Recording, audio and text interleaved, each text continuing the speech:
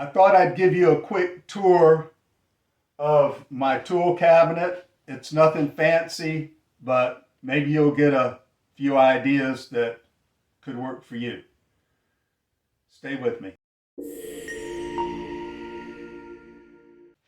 All right, here we are, opened up.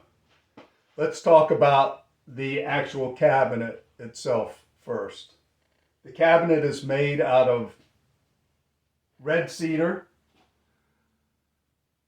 I don't know if that's the greatest choice or not, is what I had on hand at the time, and I think it's worked out well. The doors are just basically put together simply. There's dovetail here and at the top, and the same on this side. Then it has 3 drawers, and if you'll notice, this is just a good practice to take one board so you can match the grain across. For a tool cabinet, it's not a big deal, but it's kind of nice. The drawers are dovetailed.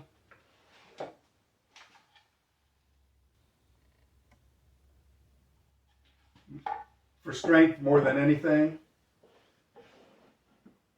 And then I have a place for chisels, some other tools, scrapers, a couple saws here, marking knife, some molding planes, a smoothing plane, old smoothing plane. I do use it. It's a lot of fun. And some other planes, block planes. These Freud chisels I got a long time ago, but it's kind of nice to have a full set. So you have pretty much every size. They're not the best around, but they work. Then I have an assortment of some of my old planes that I actually use. And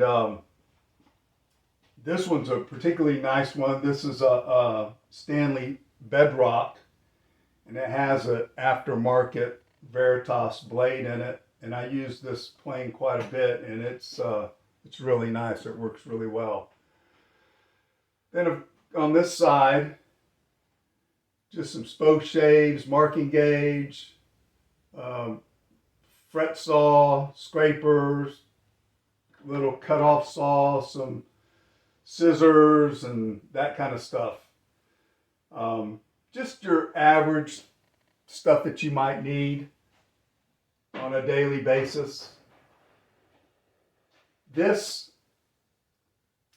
section right here is piano hinged at the top, and if you pull this pin out, you obviously have to take these planes out. So this is not anything that's short term, but you need some long-term storage.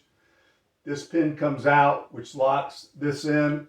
There's a hinge at the top, and this will come up, and you can put stuff behind there. There's probably better ways of doing that, but that just is what I did. Some of the corners are mitered, and I wanted to lock in the sides, so I used sliding dovetails like here and here. And then I just finished it with a black dye. Kind of goes with the black theme of the shop. And that's pretty much it. I keep just a few minor odds and ends in here.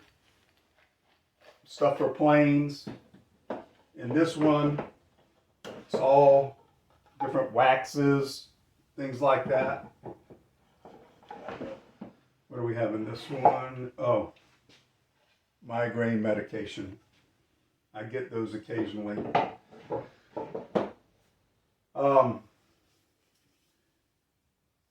This is some fragrance stuff. This is leather. It actually smells really great.